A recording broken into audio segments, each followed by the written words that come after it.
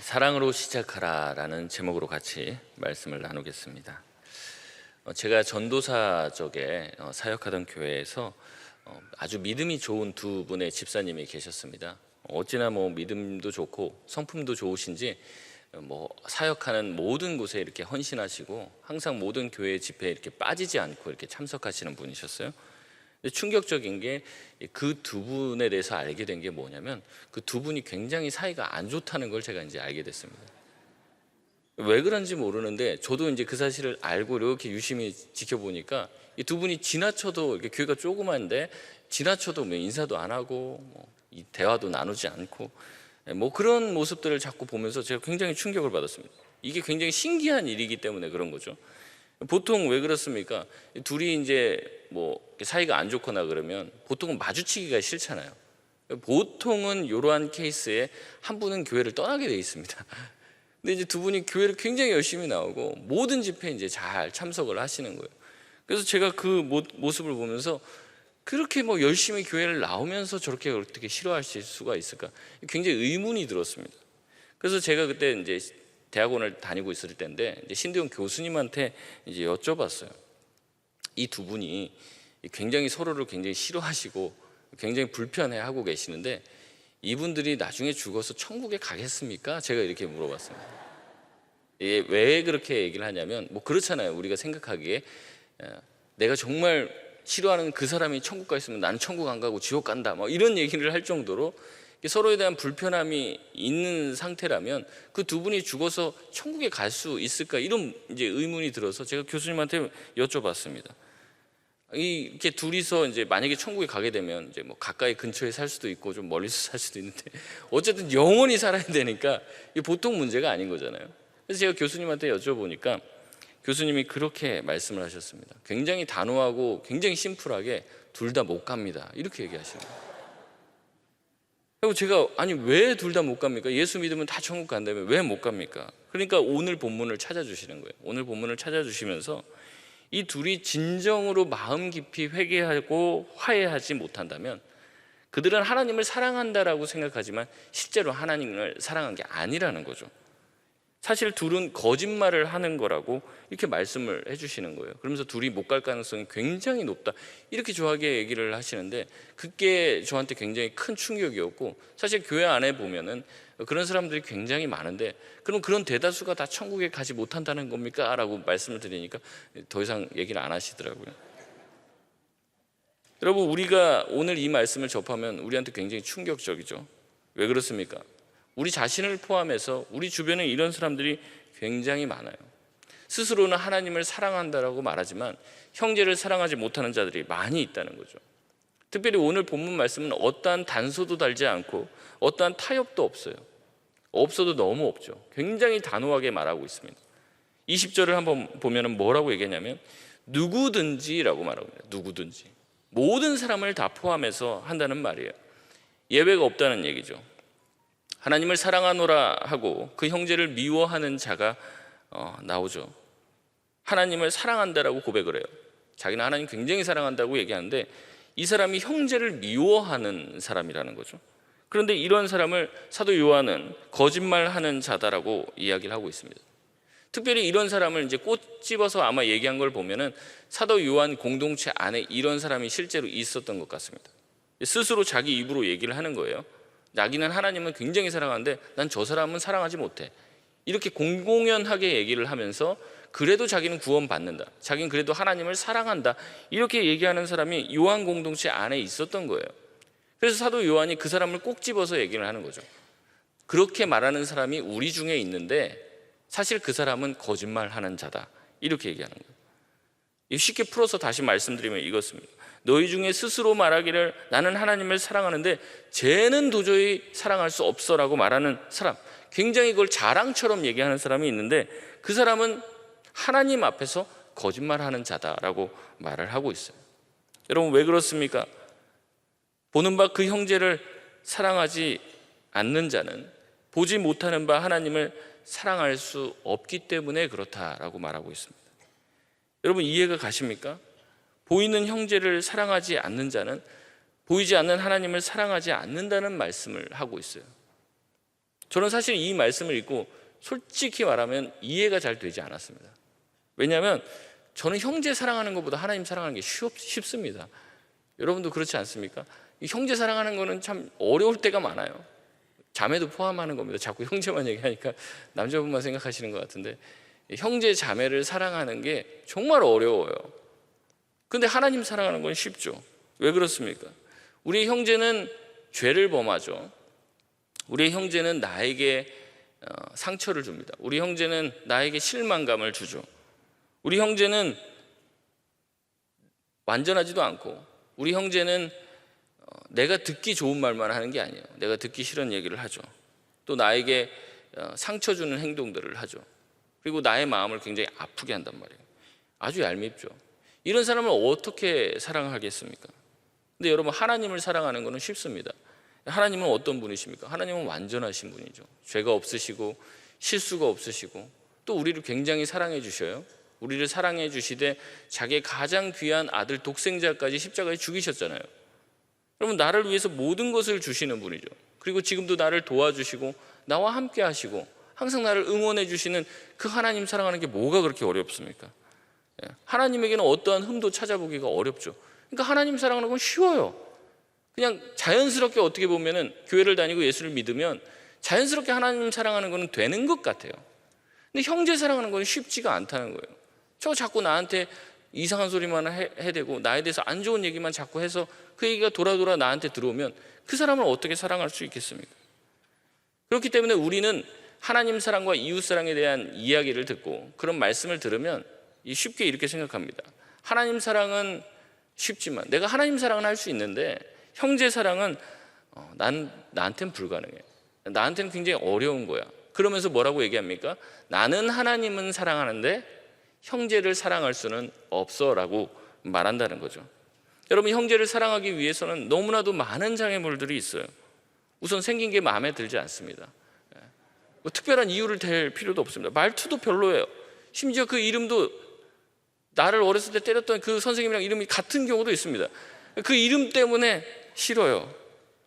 여러분, 우리가 형제를 사랑하는 데는 어려움들이 많다는 거죠. 하나님은 나를 항상 좋아해 주시고 나에게 복을 주시고 나에게 은혜를 주시니까 하나님 사랑하기는 쉽지만 형제 사랑하기는 어려워. 그래서 우리는 형제를 사랑하지 않으면서도 하나님을 진정으로 사랑하며 하나님을 사랑하는 게 쉬우니까 하나님 사랑하는 일에 더 관심을 기울입니다. 그리고 하나님 사랑을 충분히 하면 형제는 좀 덜 사랑해도 괜찮다라는 생각이 우리 마음 가운데 있는 거예요. 그러나 오늘 성경은 단호하게 말하고 있습니다. 형제 사랑이 되지 않는 자는 하나님 사랑도 되지 않는 자다라고 말하고 있어요. 이게 아예 불가능하다는 거죠. 그리고 21절에 우리가 이 계명을 주님으로부터 받았다라고 말하고 있습니다. 예수님께서 언제 이러한 계명을 주셨습니까? 마태복음 22장 37절에서 40절까지 말씀을 보면 이렇게 말하고 있어요. 예수께서 이르시되 내 마음을 다하고 목숨을 다하고 뜻을 다하여 주 너의 하나님을 사랑하라 하셨으니 이것이 크고 첫째 되는 계명이요 둘째도 그와 같으니 내 이웃을 내 자신과 같이 사랑하라 하셨으니 이 두 계명이 온 율법과 선지자의 강령이니라. 아멘. 주님은 첫째 되는 계명, 하나님을 마음과 뜻과 힘을 다해 정성을 다해 사랑하라고 말하면서 뭐라고 얘기했냐면 둘째도 그와 같으니라고 얘기합니다. 이 첫째와 둘째가 어떻게 되어 있다는 거예요? 연결되어 있다는 거죠. 둘째는 뭡니까? 내 이웃을 내 자신과 같이 사랑하라 하는 것이라는 거죠. 이것이 온 율법과 선지자의 강령이다. 이것을 반드시 예수 그리스도를 믿는 그리스도인이라면 지키며 살아야 된다. 그리고 이렇게 사는 것이 그리스도인의 삶이다라고 예수님께서 우리에게 주신 계명이라는 거죠.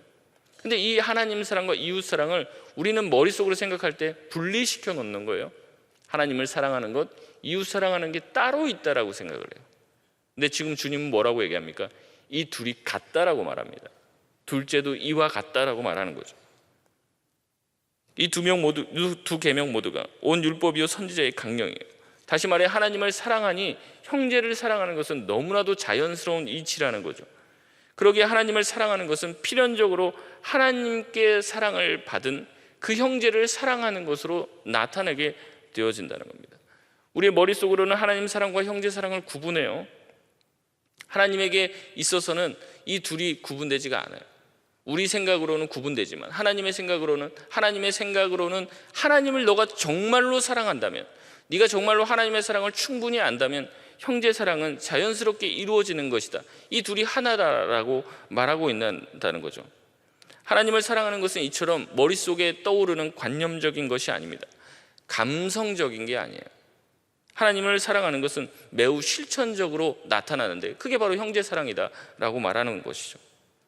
사도 요한은 요한 공동체 내에 내가 하나님은 사랑하지만 형제는 사랑하지 못한다라고 주장하는 자가 있었기에 그를 특별히 끄집어내어서 그렇게 떠드는 사람들에게 그 사람은 하나님 앞에서 거짓말하는 자다라고 이야기하고 있는 거예요. 하나님 사랑은 반드시 형제 사랑으로 나타난다는 것을 그 공동체 내에 엄중하게 말하고 있는 것이죠. 예수님도 동일하게 말씀하고 계십니다. 요한복음 14장 21절에 보면 나의 계명을 지키는 자라야 나를 사랑하는 자니 나를 사랑하는 자는 내 아버지께 사랑을 받을 것이요 나도 그를 사랑하여 그에게 나를 나타내리라 라고 말씀하십니다. 나의 계명을 지키는 자야 나를 사랑하는 자다라는 거예요. 그러니까 내 말 안 들으면 나 사랑하는 게 아니다라는 거죠. 우리가 사랑해요 선물 갖다 바치고 예수님한테 뭐 드려야지 예수님 사랑이 표현되는 게 아니에요. 박수 치면서 예수님 사랑합니다, 예수님 정말로 사랑해요 막 뜨겁게 눈물을 흘리며 찬양하는 게 나를 사랑하는 거다라고 말하지 않습니다. 예수님은 명확하게 말씀하고 계신데 내 계명을 지키는 자라야 나를 사랑하는 자다라고 말하고 있는 거죠. 내 말을 안 들어요 근데 나를 사랑한다라고 말할 수 있냐? 없다는 것이죠. 사랑하는 사람은 반드시 사랑하는 자의 말을 듣게 되어 있다는 겁니다. 예수님께서 많은 명령들을 하셨지만 그것을 축약해서 말씀하시는데 두 가지, 하나님 사랑과 이웃 사랑인데 이건 사실 하나라는 거죠. 하나님을 정말로 사랑하는 사람은 이웃 사랑의 실천을 하게 되어 있다는 겁니다. 이것이 주님께서 우리에게 주신 계명이고 이 계명을 지키는 자라야 하나님을 사랑하는 자라라고 사실 성경에서는 아주 여러 번 말을 하고 있는 것이죠. 예수님을 사랑하는 자는 무슨 막 기도하면서 종교적인 어떤 황홀경에 빠지거나 막 은사를 받고 방언을 하는 사람이 하나님을 사랑하는 사람이라고 말하지 않습니다. 예수님을 사랑하는 사람은 예수님의 계명을 지키는 자라야 사랑하는 자다라고 하는 것이죠. 무슨 계명입니까? 사랑의 계명이죠. 사랑의 계명. 항상 하나님은 우리의 행동도 보시지만 그 행동이 어디서부터 나오는지를 보십니다. 어디서부터 우리의 행동이 나옵니까? 우리의 마음에서부터 나오죠. 그래서 항상 우리의 마음을 주목하고 계세요. 항상 우리의 중심을 주목하고 계시다는 거죠. 우리 중심에서 하나님을 뜨겁게 사랑하면 그게 예배의 자리에서 나옵니다. 그러니까 하나님을 뜨겁게 사랑하는 사람들이 예배 드리면서 졸거나 핸드폰 하거나 그럴 수 없겠죠. 하나님을 뜨겁게 사랑하면 그 찬양의 시간들, 기도의 시간들이 내가 사랑하는 주님 앞에 올려드리는 시간이니까 내 마음에서 불같이 올라오는 하나님의 사랑 때문에 찬양하게 되는 것 아닙니까? 뜨겁게 기도하게 되는 것 아니에요? 그런데 이렇게 행동으로 표현되는데 그 마음의 중심을 보신다는 거예요, 하나님은. 그래서 저 사람이 사실은 다른 노림수를 가지고 교회에서 저렇게 종교적인 행위를 열심히 하나 아닌가를 보신다는 거죠. 근데 하나님이 그 중심에 가장 중요한 걸 보시는데 그게 뭐라는 겁니까? 바로 사랑이라는 거죠. 하나님을 정말로 순수하게 사랑하고 있는가? 만약 그렇다면 형제는 사랑하지 않을 수 없다는 것입니다. 사랑이라는 계명을 지킴으로 하나님은 우리가 스스로 구원받았다는 것을 깨닫게 된다는 것이에요. 우리가 예수님을 사랑한다는 것. 그래서 예수님의 계명을 지킴으로 우리가 예수 그리스도의 제자라는 것을 세상이 알게 된다라고 말씀하고 계시는 겁니다. 그래서 주님은 이렇게 말씀하는 것이죠. 요한복음 13장 34절에서 35절까지 말씀을 보면 새 계명을 너희에게 주노니 너희가 서로 사랑하라. 내가 너희를 사랑한 것 같이 너희도 서로 사랑하라. 너희가 서로 사랑하면 이로써 모든 사람이 너희가 내 제자인 줄 알리라. 아멘. 우리가 서로 사랑하는 것을 통해 하나님이 드러나신다는 거예요. 우리가 서로 사랑함으로 우리가 예수님의 제자가 됐다는 것을 알게 된다는 거죠. 이것을 통해 하나님의 사랑이 전파가 된다는 겁니다. 여러분 이게 잘 이해가 안 되시면 거꾸로 생각하시면 돼요. 거꾸로. 만약에 우리가 서로 막 싸워요, 다퉈요. 근데 사람들이 정말 예수님의 제자 맞구나, 저렇게 싸우는 걸 보니까 보통 잘 싸우는 게 아니네, 이게 한두 번 해본 솜씨가 아니야, 이렇게 하면서 나도 그 교회 가고 싶다, 이런 마음이 듭니까? 안 들어요. 전혀 안 들어요. 제가 예전에 있었던 사역하던 그 지역이 있었는데 그 지역 옆에 교회가 굉장히 이 분쟁이 있어갖고 이 싸우는데 아예 이제 교회 문은 들어가지 못하게 다 서로 못 들어가게 이제 아예 용접을 다 시켜놨어요. 용접을 서로 못 들어가게. 그리고 이제 예배를 드릴 장소가 없으니까 교회 앞에 주차장에서 예배를 드리는데 이것도 이제 이쪽 파 이렇게 나눠서 서로 스피커를 서로를 향해서 이렇게 해놓고 또 부딪힐까봐 가운데는 경찰이 있고, 예. 그래서 양쪽에서 막 찬양을 부르는데 저도 지나가다 들으니까 마귀들과 싸우지라 이런 찬양 막 부르는 거예요. 얼마 전까지만 해도 막 이렇게 막 같이 막 사역하고 서로 막 은혜를 풍성하게 누렸던 그 공동체가 지금 깨져갖고 서로 막 그러고 있는 거예요. 근데 그것 때문에 막 옆에서 너무 시끄러웠고 또 아파트 주민들이 나와서 좀 제발 나와서 이렇게 예배 좀 드리지 마라, 빨리 화해해라. 옆에서 계속 그렇게 말하는데 이제 끝까지 싸우고 있는 거죠. 매 주일날 사실 이제 의경들이 이제 좀 쉬어야 되잖아요. 일주일 동안 이제 피곤하게 이제 근무했으니까 주말에는 좀 쉬어야 되는데 이제 그 교회 예배 드리면 항상 나와서 거기서 방패 들고 서 있는 거예요. 그 청년들 중에서는 교회 안 다니는 청년들도 있을 거 아니에요. 그 청년들이 교회가 이렇게 싸우는 모습을 보면서 나 제대하고 교회 가야지 이런 마음 드는 사람이 어디 있겠습니까? 교회 다니던 사람도 창피할 것 같아요. 여러분, 이와 같이 우리가 서로 반목하고 시기 질투하면은 그것을 가장 좋아하는 게 사실은 사단 아닙니까? 그래서 사단은 분열의 영이에요. 우리를 자꾸 분열시키고 나누게 하려고 하고 작은 것 하나, 그래서 막 엄청나게 싸우는데 나중에 왜 싸웠는지 보면 별것도 아닌 일입니다. 근데 그것 가지고 그렇게 마음이 상해서 서로 반목하게 하고 갈 때까지 가게 만드는 거죠. 우리가 서로 사랑하게 될 때, 우리 안에 많은 흠과 어려움들이 있지만 우리가 서로 사랑하게 될 때 세상 사람들이 우리로 하여금 정말 너희들은 예수의 제자가 맞구나 이렇게 말하게 된다는 거죠. 그러나 우리가 시기하고 반목하고 서로를 사랑하지 못할 때 오히려 세상 사람들은 저기에 진리가 없구나, 저기에 예수가 없구나 라고 생각하며 다 떠나가게 된다는 거예요. 우리가 서로 사랑하는 것을 통해 하나님이 드러나십니다. 우리가 서로 사랑하며 우리가 하나 될 때 우리가 바로 예수 그리스도의 제자가 되는 줄 여러분 믿으시길 바랍니다. 그러기에 가장 어려운 것은 사실상 형제 사랑이 아니에요. 아까도 말씀드렸지만 형제 사랑이 굉장히 어렵다고 말씀드렸잖아요. 근데 사실은 오늘 성경 말씀에 의하면 형제 사랑이 어려운 게 아닙니다. 어려운 건 하나님 사랑이에요. 왜냐하면 하나님 사랑이 안 되니까 형제 사랑이 안 되는 거라고 말하고 있잖아요. 그러니까 형제 사랑이 안 되고 있다는 건 뭡니까? 내가 하나님을 친정으로 사랑하지 못하고 있다는 거예요. 나는 하나님 사랑한다라고 착각하고 있었는데 거짓말하는 자라는 거죠. 너희가 형제를 사랑하지 않으면 너희들은 하나님을 사랑하는 자가 아니다라고 사도 요한은 얘기하는 거예요. 너희가 만약에 보이는 바 형제를 사랑하지 않고 너희가 보이지 않는 하나님을 사랑한다고, 그건 완전히 거짓말이야. 너희가 만약에 보이지 않는 그 하나님을 뜨겁게 사랑했다면 이 형제쯤은 충분히 사랑하고도 남아라고 얘기하는 거예요. 결국 우리 형제 사랑이 되지 않는 이유가 뭡니까? 형제 사랑이 되려면 어떻게 해야 됩니까? 우리가 하나님을 뜨겁게 사랑해야 되는 거예요. 여러분, 지금 하나님을 사랑하고 있는데 형제 사랑이 되지 않고 있습니까? 여러분, 물론 하나님을 사랑하고 계실 겁니다. 그런데 아직은 부족해요. 그 정도 사랑으로는, 그 정도 하나님을 사랑해서는 형제를 사랑하지 못하는 수준의 사랑이라면 여러분 아직도 하나님의 사랑을 충분히 알지는 못하는 거예요. 더 아셔야 됩니다. 더. 왜냐하면 하나님만 사랑하면 형제 사랑은 자동으로 되고 있다고 성경이 증거하고 있기 때문에 그렇습니다. 그래서 21절에 성경은 하나님을 사랑한다면 또한 반드시 형제를 사랑할지니라 라고 말하고 있는 것입니다. 그렇게 진정한 그리스도인은 자기 형제를 볼 때 그냥 내가 보는 시선으로 봐서는 안 돼요. 우리가 형제를 볼 때 내가 가지고 있는 시선과 내가 가지고 있는 판단 기준을 가지고 그 형제를 봐서는 안 됩니다. 그 형제를 볼 때 어떻게 봐야 되냐면 하나님의 시선으로 봐야 돼요. 하나님의 시선. 먼저는 하나님이 나를 어떻게 보고 계시는지를 깊이 생각하고 그 하나님의 시선을 그대로 옮겨서 그 형제를 보면 됩니다. 여러분, 하나님이 우리를 볼 때 어떨까요? 막 사랑스러워 보일까요? 저는 개인적으로 생각하기에 하나님 별로 우리를 좋아하시지는 않으실 것 같습니다. 우리가 일주일 동안 사는 모든 삶을 아시잖아요. 우리의 생각도 다 아세요. 여러분, 하나님이 기뻐하시는 생각만 하십니까? 하나님이 좋아하시는 행동만 하세요? 24시간 내내 막 그렇지 않잖아요.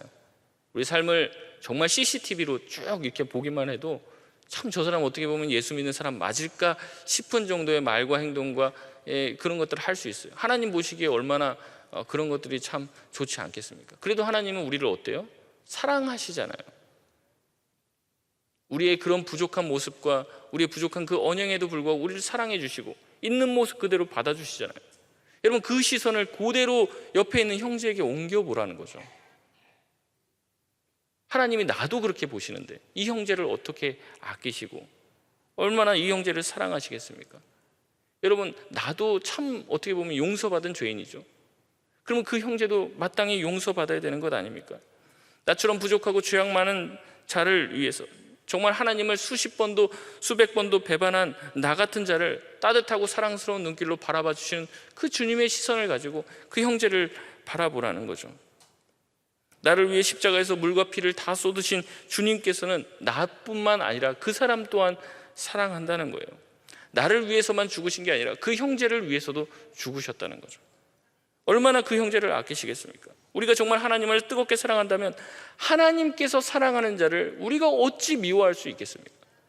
하나님께서 나 그 사람 너무 좋아서 내가 그를 위해서 아들 예수를 죽였다라고 말을 하는데 내가 뭔데 나는 그 사람 싫다라고 말할 수 있겠습니까? 여러분, 요나의 말씀이 그것이 아닙니까? 요나는 자기가 정말로 원수같이 생각하는 이 니느웨 백성들이 있었어요.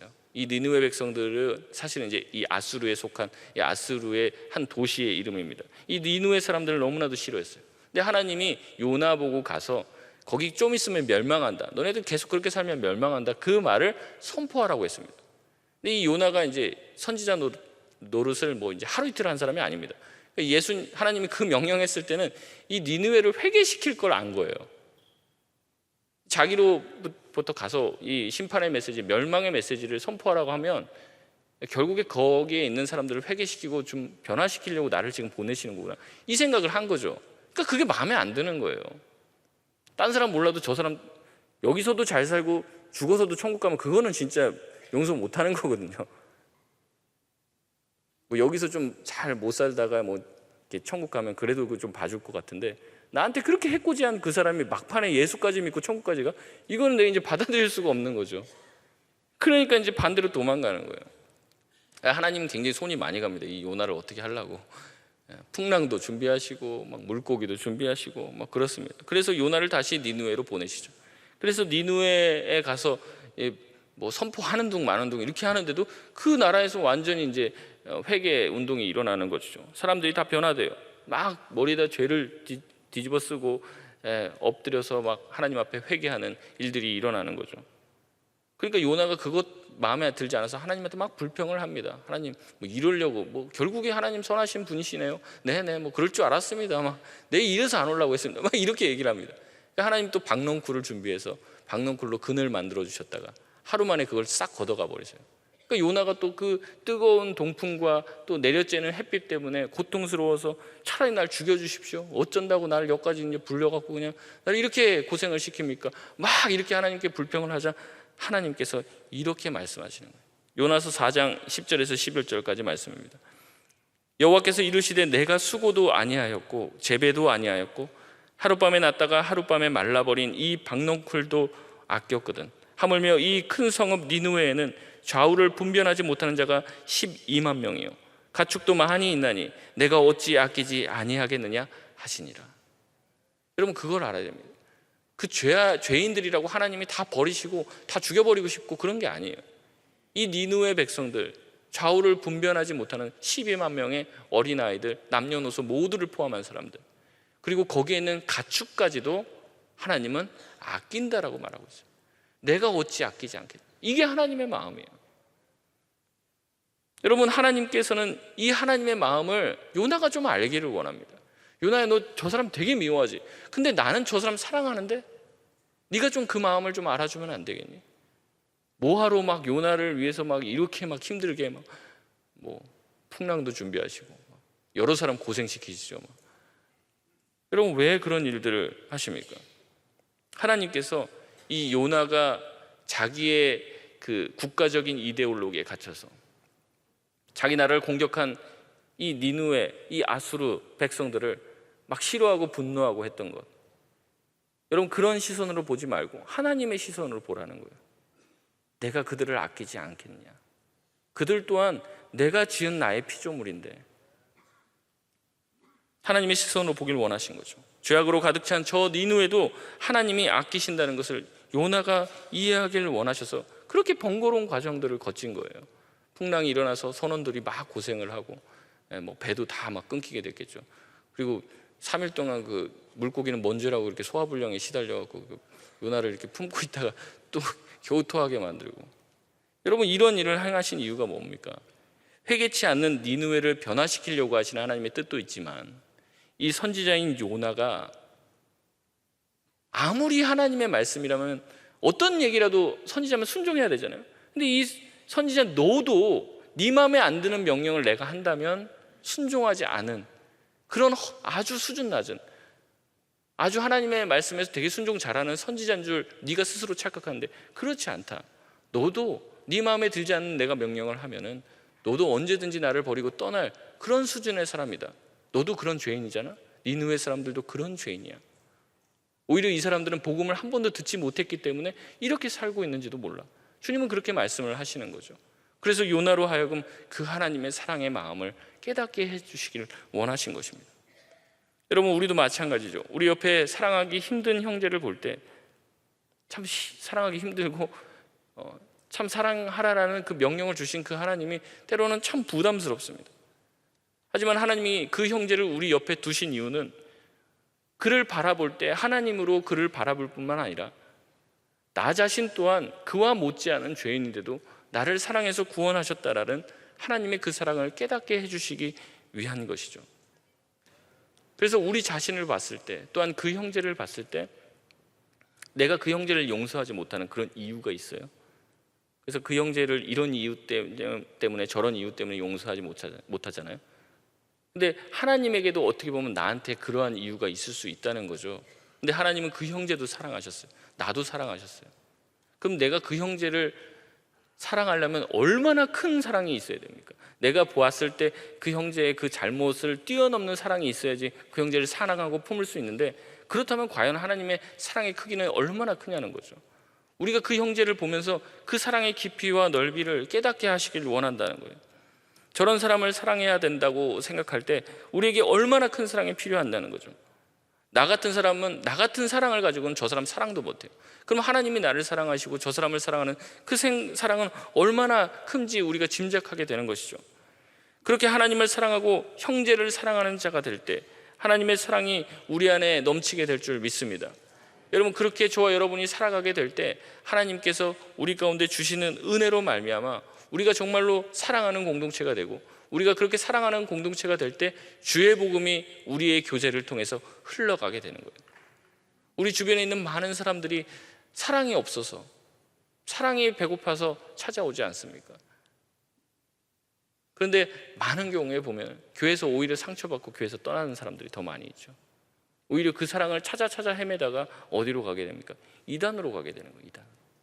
옛날엔 교회가 어떻게 보면 제일 사랑 많이 했던 공동체인데 이제는 똑똑한 사람들, 지혜로운 사람들, 대학교 교수님들, 이런 사람들이 이 이단으로 간다는 거예요. 근데 그분들은 뭐 인터넷도 못하고 뭐 아무 지식이 없겠습니까? 근데 이런 것들을 찾아보면 다 알죠. 뭐 신천지가 이단이고 다 알죠. 다 아는데 인터뷰를 해서 왜 거기서 안 나오냐니까 자기가 사랑을 경험한 곳이 여기라는 거예요. 제가 기존 교회 갔는데도 사랑을 경험하지 못하고 기존 교회 정말 허탈하고 허망한 마음을 가지고 찾아갔는데 거기서 사랑을 발견하지 못했는데 여기 가니까 사랑이 있더라는 거죠.